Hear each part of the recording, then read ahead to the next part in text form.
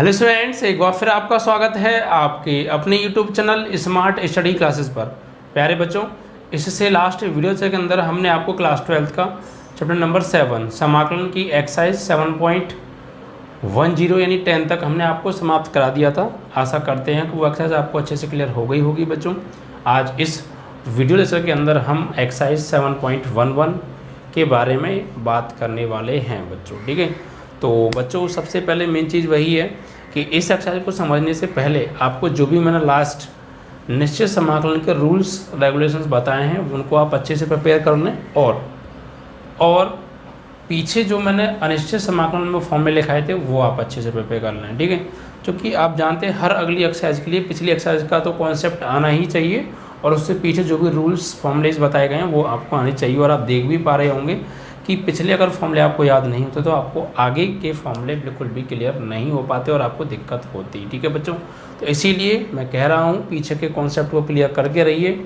अगर आपको बाकी में आगे का कॉन्सेप्ट अच्छे से क्लियर करना है तो, और सभी सवालों को विदाउट एनी प्रॉब्लम सॉल्व करना है तो बच्चों। ठीक है, तो आप अच्छे से इनको प्रिपेयर कर लीजिएगा बच्चों। आज हम इस वीडियो के अंदर कुछ बच्चों प्रॉपर्टीज़ के बारे में पढ़ने वाले हैं। ठीक है बच्चों, क्या है, कुछ प्रॉपर्टी हैं बच्चों, उन प्रॉपर्टी को पढ़ेंगे। लगभग 6-7 प्रॉपर्टियां हैं, उनको अच्छे से प्रिपेयर कर लेंगे। उसके बाद सभी क्वेश्चंस को विदाउट एनी प्रॉब्लम हम सॉल्व कर लेंगे बच्चों। ठीक है, तो प्रॉपर्टीज़ को अच्छे से समझिएगा। आज बेसिक कॉन्सेप्ट के बारे में बात करेंगे हम 7.11 एक्सरसाइज की। ठीक है बच्चों, तो प्रॉपर्टियाँ क्या हैं बच्चों उनको देखते हैं। देखिए,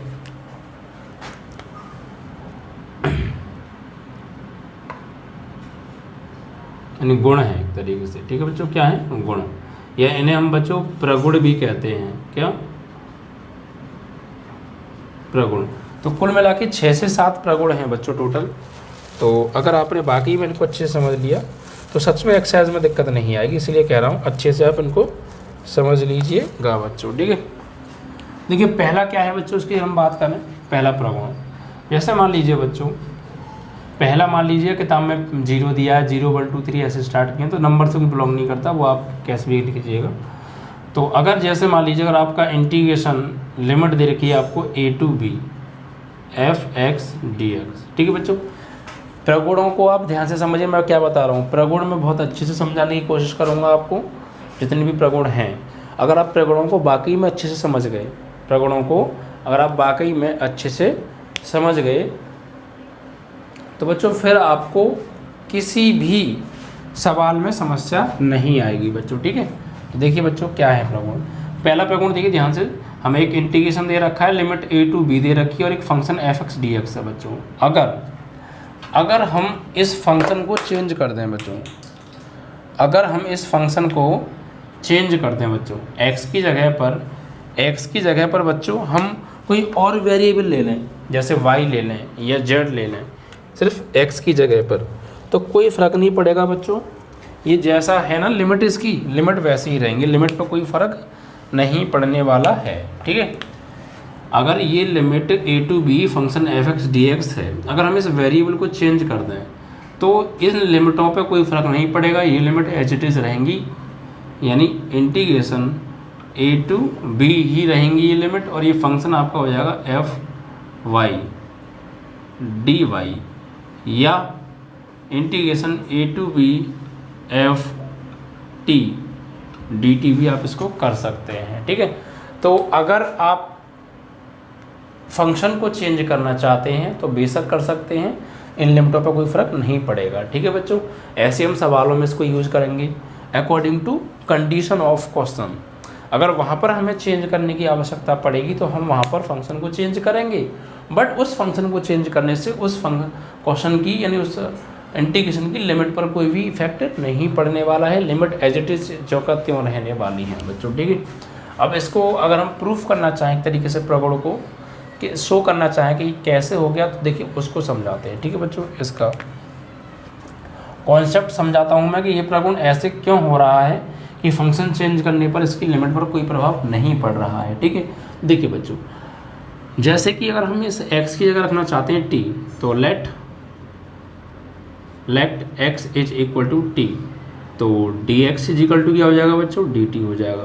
ठीक है, तो अभी जो मैंने पीछे का कॉन्सेप्ट बताया लिमिट चेंज करने का, वो कॉन्सेप्ट क्या था कि आप यहाँ पे सब्स्टिट्यूट करते हैं, यानी x की जगह t पुट कर रहे हैं, तो लिमिट चेंज कैसे करते हैं कि x की जगह t माना है ना, तो अब x की जगह लिमिट लगाओ, x लिमिट a पर चेक करो, लिमिट a पर क्या होगी, तो यहाँ पे x की जगह a लगाएंगे तो t की वैल्यू क्या आ जाएगी a, तो यानी कि लिमिट a पर t की वैल्यू क्या आ रही है a आ रही है, और लिमिट b पर निकालना चाहें तो यहाँ x की जगह लगा दीजिए b, तो t का मान क्या आ जाएगा तब b आ जाएगा, यानी लिमिट a पर a ही आ रही है, b पर b ही आ रही है, तो लिमिट पर कोई फर्क नहीं पड़ा, बट हमारा ये कॉन्सेप्ट चेंज हो गया, फंक्शन चेंज हो गया, यानी हमारी लिमिट a से b ही रही, और यहाँ पर हमने x या क्या लगाया का t लगाया, तो ft, और dx की क्या लगाया का dt लगा दीजिए अब, तो वही चीज़ मिलेगी इससे, आप वही भी कर सकते थे, समझ में आया नहीं आया।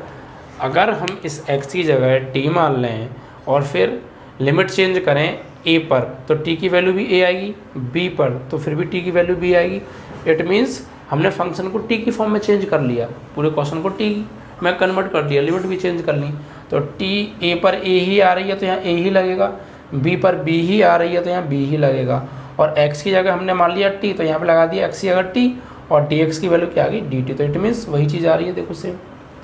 तो इससे ये प्रूफ हो गया कि किसी फंक्शन में, किसी सवाल में, डेफिनेट इंटीग्रल के क्वेश्चन में अगर हम फंक्शन में से वेरिएबल को चेंज करना चाह रहे हैं, तो वेरिएबल को चेंज करने से उसकी लिमिट पर कोई भी इफेक्ट नहीं पड़ने वाला है बच्चों, ठीक है। और ये आप यहाँ पे प्रूफ भी समझ गए होंगे इस तरीके से, ठीक है। चलिए, तो ये इस तरीके से आपका पहला प्रगुण कंप्लीट हो गया बच्चों। ये प्रगुण बहुत कम समझ में आते हैं बच्चों को, पल्ले नहीं पड़ते हैं बच्चों, और फिर उनको अगर ये प्रगुण पल्ले ही नहीं पड़ेंगे तो फिर इनको सवाल में यूज़ करना बहुत अपने आप में बड़ी समस्या हो जाएगी। इस वजह से आप जो है इनको अच्छे से समझिएगा, और मेरी कोशिश यही रहेगी कि आपके दिमाग में हर पॉइंट घुसाने की, ठीक है बच्चों। अब दूसरा प्रगुण क्या है बच्चों, दूसरा प्रगुण ये है बच्चों कि अगर आपका इंटीग्रेशन दे रखा है limit a to b fx dx दे रखा है, ठीक है बच्चों, और मैं इन लिमिट्स को इंटरचेंज करना चाहता हूँ, इट मीन्स दैट कि लोअर लिमिट की जगह upper limit and upper limit की जगह लोअर लिमिट यहाँ पर मैं लगाना चाहता हूँ, तो क्या होगा, तो फंक्शन पर क्या इफेक्ट पड़ेगा, तो बच्चों फंक्शन नेगेटिव हो जाएगा, यानी इसके आगे नेगेटिव का सिंबल आ जाता है। कैसे, देखिए ऐसे, इंटीग्रेशन अगर ये a to b है, लोअर लिमिट a है और अपर लिमिट b है, तो मैं इस लोअर लिमिट की जगह अपर लिमिट को करना चाहता हूँ b, और ये a, यानी लिमिट a से b थी, अब b से a हो गई, तो क्या होगा बच्चों, यहाँ पे माइनस आ जाएगा, और ये बाकी एज इट इज़ रहने वाला है, बाकी ये एज इट इज़ रहने वाला है, ठीक है। तो अब ये माइनस क्यों आ गया, हमने लिमिट को इंटरचेंज किया तो ये माइनस क्यों आया, तो उसको समझिए, इसका कॉन्सेप्ट क्या है। देखो बच्चों, माइनस इसलिए आया यहाँ पर, इसको समझने की कोशिश कीजिए, मैं बाकायदा प्रूफ सा कराऊंगा आपको, तो समझ में आ जाएगा आपके। देखिए कैसे, सपोज कि ये फंक्शन f(x) है, ठीक है, हमने इसको इंटीग्रेट किया, तो मान लीजिए हमें क्या मिला, मान लीजिए हमें मिला कैपिटल f(x), सही है। तो फिर हम लिमिट कैसे पुट करते हैं, कि इस तरीके से पुट करते हैं सर कि a to b, तो फिर fa माइनस fb, ठीक है, ऐसे तो लगा देते। अब बच्चों इस चीज़ को मैंने ऐसे लिखा, फिर इसको मैंने ऐसे लिखा, अब मैं यहाँ से माइनस कॉमन लेना चाहता हूँ, तो क्या हो जाएगा भाई, इसका मतलब ये है और इसका मतलब वापस ये हो सकता है या नहीं हो सकता, तो ऑफकोर्स हो सकता है। जब हम इंटीग्रेट हुए फंक्शन को लिखकर लिमिट a to b लिखेंगे, तो अपर लिमिट, एक मिस्टेक होगी बच्चों, हम पहले अपर लिमिट पुट करते हैं ना, तो upper limit minus lower limit, upper limit minus lower limit होगा, ठीक है। यानी हम यहाँ पे लिमिट लगाएंगे तो upper limit minus lower limit, ये तो कॉन्सेप्ट होता है लिमिट लगाने का, तो ये चीज़ मिलेगी। तो ये फंक्शन, ये चीज़ इसके बराबर है और ये इसके बराबर है, इट मीन्स कि हम इसको वापस लिखना चाहें तो इसको ऐसे लिखेंगे, कैसे लिखेंगे कि ये f(x) आ जाएगा, और यहाँ पर ये b अपर लिमिट है और ये लोअर लिमिट है, यहाँ लगा देंगे, तो इसको ऐसे और इसको ऐसे में लिख सकते हैं। अब बच्चों अगर मैं यहाँ से माइनस कॉमन लेना चाहूँ, तो क्या आएगा, तो माइनस कॉमन ले लीजिए, तो अंदर क्या बचेगा, fa आ जाएगा इधर आगे, और ये fb बाद में, ये चीज़ हो जाएगी नहीं हो जाएगी, क्यों, ऑफकोर्स हो जाएगा। आप जानते हैं बच्चों कि अगर b माइनस a होता है, माइनस कॉमन लेने से वो a माइनस b हो जाता है, यानी माइनस कॉमन लेने से वो टर्म्स जो होते हैं वो आपस में स्थान एक दूसरे के इंटरचेंज कर लेते हैं। तो वही किया, यहाँ से अपने माइनस कॉमन ले लिया तो ये आगे आ गया, ये पीछे आ गया। अब बच्चों इसका मतलब क्या है, इसका मतलब जिस तरीके से इसका मतलब था ये, तो इसका मतलब क्या होगा, इसका मतलब क्या होगा कि कोई नहीं, ये जो पहली लिमिट होती है ये अपर होती है, ये लोअर होती है, और इस f की जगह fx आ जाता है। तो यही तो होता है इसका मतलब। कैसे, जो पहली लिमिट होती है वो अपर होती है, नहीं माइनस तो है ही, तो ये पहली लिमिट जो होगी ये fx, और ये पहली लिमिट होगी ये होगी भैया अपर, यानी इसको आप ऐसे भी ले सकते हो वापस,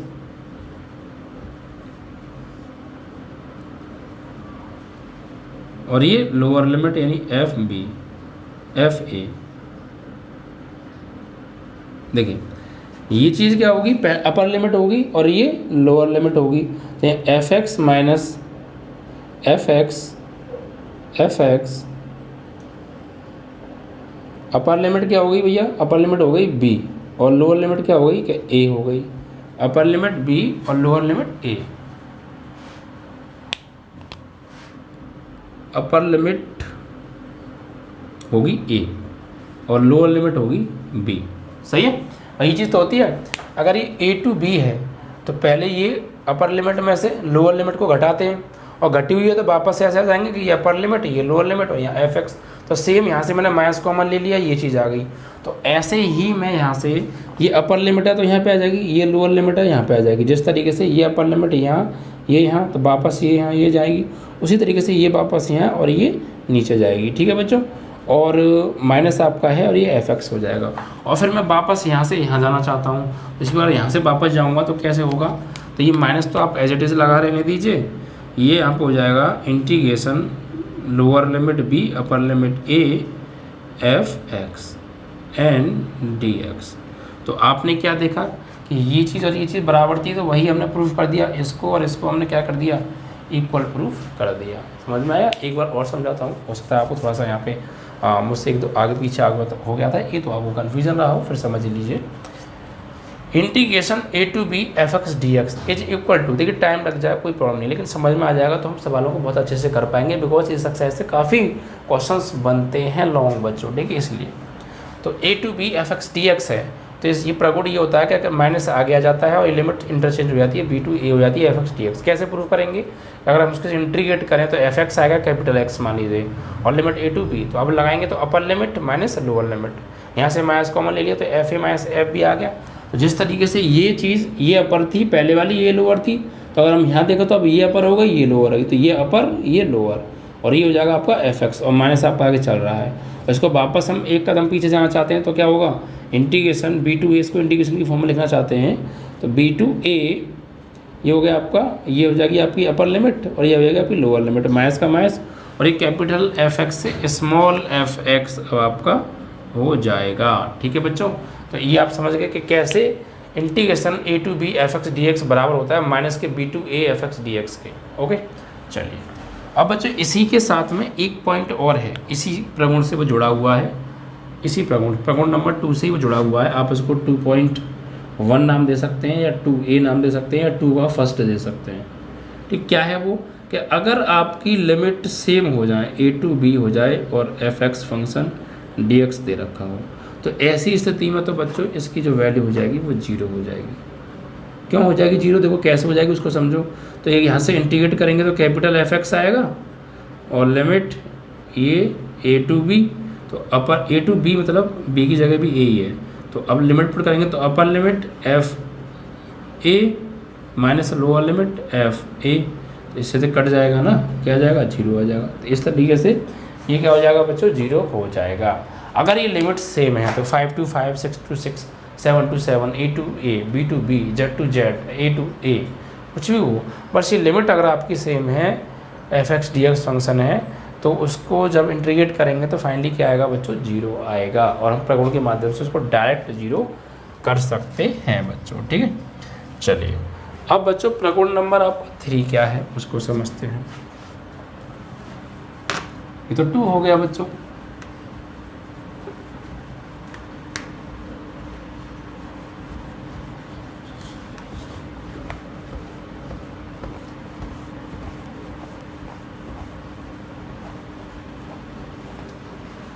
देखिए बच्चों प्रगुण नंबर 3 क्या है, जैसे मान लीजिए बच्चों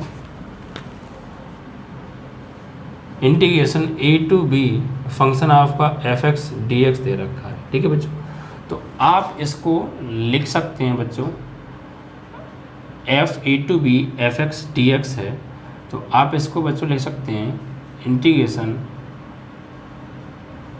ए to b f a plus b minus x d x, a plus b minus x d x, इस तरीके से।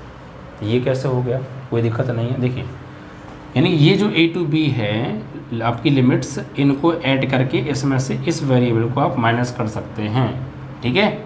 अभी ऐसे कैसे हो गया उसको समझेंगे कॉन्सेप्ट को। फिलहाल आपको याद तो यही रखना है।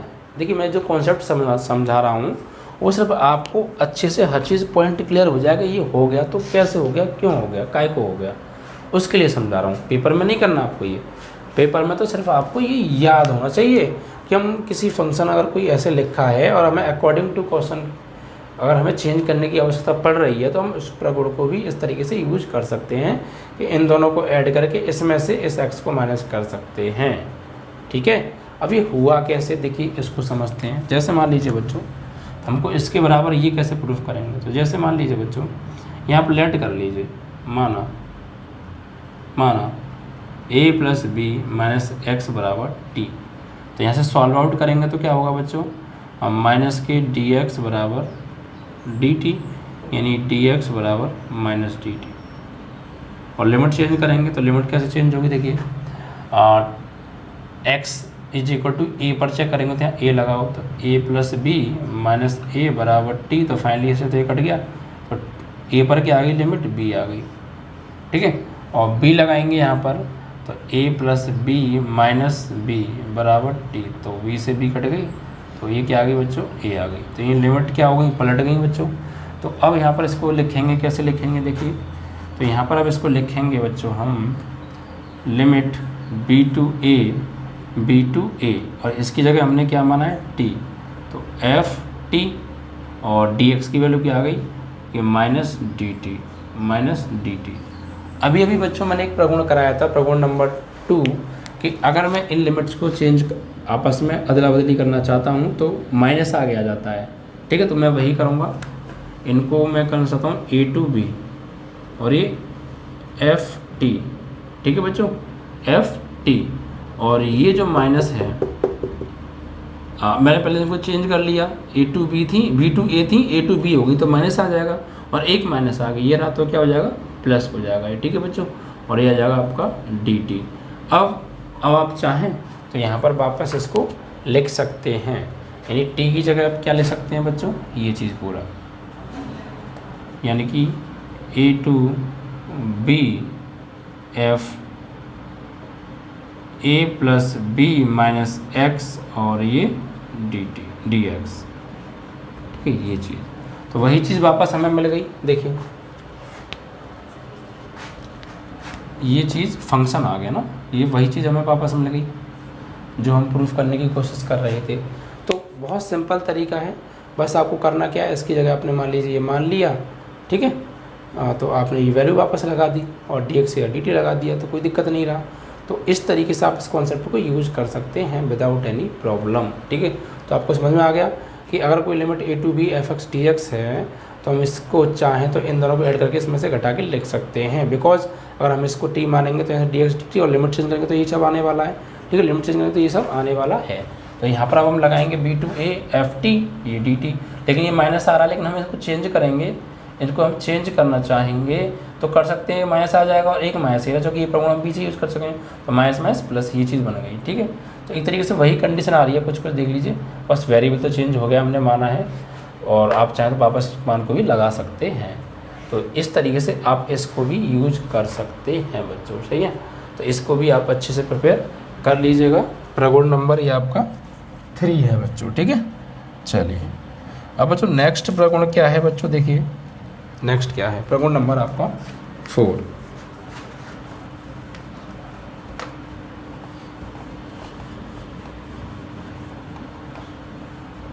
जैसे मान लीजिए बच्चों आपको लिमिट दे रखी है a to b f x d x is equal to, अगर मान लीजिए आपकी लिमिट a टू बी है, मतलब जैसे मान लीजिए ये है, ये a से b है और a और b, a से b तक जाते समय रास्ते में आपको कोई c पड़ता है, c लिमिट है, तो आप क्या करेंगे, पहले जब आप a से b तक जाएंगे तो पहले तो आपको c के पास जाना पड़ेगा भाई, पहले a टू c जाएंगे फिर c टू b जाएंगे, इस तरीके से तो जाएंगे। तो हम इसको इस तरीके से भी लिखा जा सकता है बच्चों कि limit a to c f x d x plus limit c to b f x d x, इस तरीके से। ठीक है बच्चों, अगर कोई फंक्शन हमारे पास एफ एक्स डी एक्स है और उसकी लिमिट a टू b दे रखी है तो उसको हम अकॉर्डिंग टू क्वेश्चन ज़रूरत के अनुसार a to c f x d x plus c to b भाई a टू c फिर c to b f x d x लिख सकते हैं। ठीक है बच्चों, तो इस तरीके से ये आपका प्रगुण नंबर 4 आपको अच्छे से प्रिपेयर हो गया होगा। अब इसका नेक्स्ट प्रगुण है बच्चों आपका, ये प्रगुण बच्चों अभी मैंने कराया था उसी से कनेक्ट है। जैसे मान लीजिए आपको 0 से a दे रखा है, उसी का है, मतलब 4.1 मान लीजिएगा, तो एफ एक्स डी एक्स, तो आप इसको लिखेंगे 0 से a F A minus x d x. ठीक, इस तरीके से पीछे वाला था, उसी के आधार पर ये है बच्चों। इसके बाद आपका आएगा प्रगुण नंबर बच्चों 5। ठीक है, ये क्या है, जैसे आपकी लिमिट दे रखी है 0 से 2a f x d x बच्चों, 0 से 2a f x d x, तो आप इसको कैसे लिखेंगे, 0 टू a 0 है बच्चों ये। ठीक है, 0 to a f x d x plus 0 to a f 2a minus x d x, f 2a minus x d x. ठीक है, ये है बच्चों प्रगुण। इसके बाद एक और क्या है बच्चों, 6 प्रगुण क्या है, जैसे आपको ये दे रखा है 0 से 2a f x d x, तो ये होगा बच्चों आपका 2 आगे आ जाएगा इसमें, ये 2 जो है आगे आ जाता है, ये 0 से आपका a रह जाता है, 0 से a f x d x. और ये कब है बच्चों, ये कब होता है, ये होता है जब एफ 2a माइनस एक्स बराबर आ जाए एफ एक्स।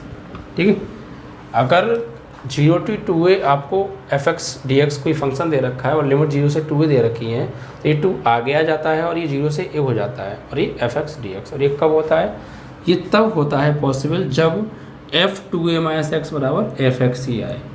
ठीक है बच्चों, एफ 2a माइनस एक्स बराबर आपको एफ एक्स ही प्राप्त हो। अगर आपको एफ 2a माइनस एक्स बराबर एफ एक्स प्राप्त नहीं हो रहा है तो फिर इसका जो वैल्यू होगी बच्चों वो होगी फिर 0।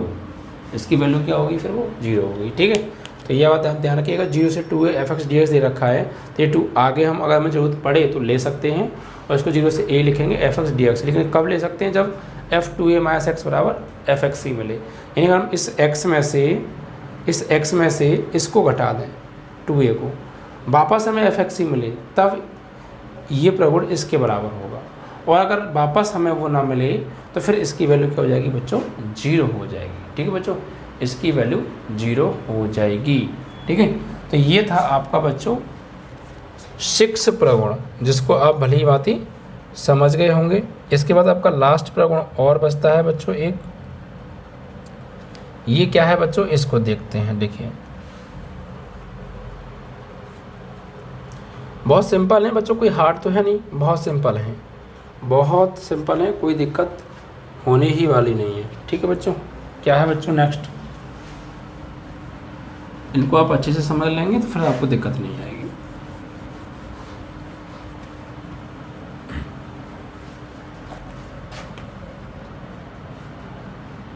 -a to a f x d x है बच्चों, तो ये बहुत इंपॉर्टेंट प्रगुण है बच्चों, बहुत ज़्यादा यूज हो जाता है। ठीक है बच्चों, अगर आपको -a to a f x d x limit दे रखी है तो आप इसको लिख सकते हैं 0 टू a, और इसमें 2 आगे आ जाता है बच्चों। ठीक है, एफ एक्स डी एक्स। इसको आप इस तरीके से लिख सकते हैं। अगर आपको यहाँ -a टू a लिमिट दे रखी हो एफ एक्स डी एक्स हो, तो इसको 0 टू a लिमिट करके 2 आपके आगे आ जाएगा, इसके आगे 2 आ जाता है और ये एफ एक्स डी एक्स होता है। और ये कब पॉसिबल है बच्चों? जब f 2a माइनस एक्स बराबर क्या मिले? समफलन मिले, यानी f माइनस एक्स बराबर मिले हमें एफ एक्स। ठीक है, यानी हम ये कह सकते हैं तरीके से, जब एफ एक्स समफलन हो, ठीक है, एफ एक्स क्या हो? समफलन हो। और अगर हमें एफ माइनस एक्स बराबर एफ माइनस एक्स ही मिलेगा, तो फिर इसको बोलेंगे बच्चों विषम फलन। क्या बोलते हैं? विषम फलन। और ये अगर विषम फलन हुआ तो फिर इसकी वैल्यू क्या हो जाएगी बच्चों? इसकी वैल्यू हो जाती है 0। तो इस बात को आप ध्यान रखिएगा। समफलन विषम फलन आप समझ गए। समफलन देखिए मैं फिर समझाता हूँ आपको। समफलन एक ऐसा फंक्शन होता है कि अगर ये एफ एक्स है, अगर मैं इस एफ एक्स में अगर मैं इस एक्स की जगह माइनस एक्स लगा दूँ और मुझे वापस से ही एफ एक्स मिल जाए, तो इस प्रकार के फलन को कहते हैं बच्चों हम समफलन। समफलन यानी इवन फंक्शन। क्या बोलते हैं? इवन फंक्शन बोलते हैं। ठीक है बच्चों, जैसे और देखिए एफ एक्स स्क्वायर है, जैसे एफ एक्स स्क्वायर है, तो यहाँ पर मैं एफ एक्स का स्क्वायर है तो एक्स की जगह माइनस एक्स लगाऊंगा तो क्या मिलेगा मुझे? एक्स स्क्वायर ही मिलेगा। पहले तो प्लस एक्स लगाया तो एक्स स्क्वायर मिल रहा है, तो मिलना ही मिलना है। अगर मैं यहाँ पे एफ एक्स की जगह पर माइनस एक्स लगा दूँ और स्क्वायर हो तो फिर भी क्या मिलेगा बच्चों? मुझे प्लस एक्स स्क्वायर ही मिलने वाला है। ठीक है, प्लस एक्स स्क्वायर ही मिलेगा। तो दोनों पोजीशन में सेम वैल्यू मिल रही है, प्लस हो तब प्लस है ही है और माइनस लगाते तो फिर भी क्या आ रही है? प्लस आ रही है वैल्यू, यानी प्लस की एक्स स्क्वायर आ रही है। तो ऐसे फंक्शन को हम बोलते हैं बच्चों आपका जो है समफलन। और देख लीजिए जैसे एफ कॉस एक्स, ठीक है, या सेक एक्स भी ले सकते हैं आप। तो यहाँ पर बच्चों अगर आपको यहाँ पर अगर आप लिखना चाहें F cos minus x, F cos minus x, तो हम जानते हैं बच्चों कॉस में अगर एंगल के सामने माइनस आ जाता है तो वो प्लस हो जाता है, तो इसको हम वापस से कॉस एक्स लिख सकते हैं इस तरीके से। ठीक है, तो ये कैसा फलन है बच्चों? समफलन है। और विषम फलन इसका जस्ट अपोजिट होता है। कैसे? देखिए ऐसे कि एफ आपने लिखा एक्स क्यू, तो अगर आप यहाँ पर एक्स की जगह लगाएंगे बच्चों माइनस एक्स, तो आपको बच्चों माइनस एक्स क्यू मिलेगा, वापस से प्लस एक्स क्यू नहीं मिलने वाला है। तो ऐसी स्थिति अगर बन जाए, अगर ये विषम फलन हुआ बच्चों, तो फिर इस प्रगुण की वैल्यू होती है डायरेक्ट 0 और समफलन होता है तो इसकी इस तरीके से हम यूज करेंगे। ठीक है बच्चों, इस तरीके से और भी आप ले सकते हैं एफ साइन एक्स, तो आप यहाँ पे एफ साइन माइनस एक्स अगर ये हुआ तो ये माइनस का साइन एक्स मिलेगा आपको। ठीक है, तो इस तरीके के फंक्शन को क्या बोलते हैं बच्चों? ये विषम फलन होता है। ठीक है, तो ये बच्चों 7 प्रगुण थे। इन प्रगुणों को आप अच्छे से प्रिपेयर कर लीजिएगा जिससे कि आपको कोई भी समस्या ना आए। ठीक है, और उसके बाद आपको इस अक्षर के सभी सवाल अच्छे समझ में आ जाएंगे। जो मैंने आपको बेसिक कॉन्सेप्ट थोड़ा सा समझाया उसको ज़रूरत नहीं है आपको समझने की। वैसे आप वैसे समझना चाहें साइड में अपने लिए लिख सकते हैं, पेपर के लिए कोई आवश्यकता नहीं है। पेपर के लिए तो बस ये मैंने कंडीशन लिखाई है बराबर में, ये आपको याद होनी चाहिए बच्चों। इनको हम यूज कैसे करेंगे क्वेश्चन में, वो जब हम क्वेश्चन करेंगे बच्चों तब देखेंगे। ठीक है, चलिए।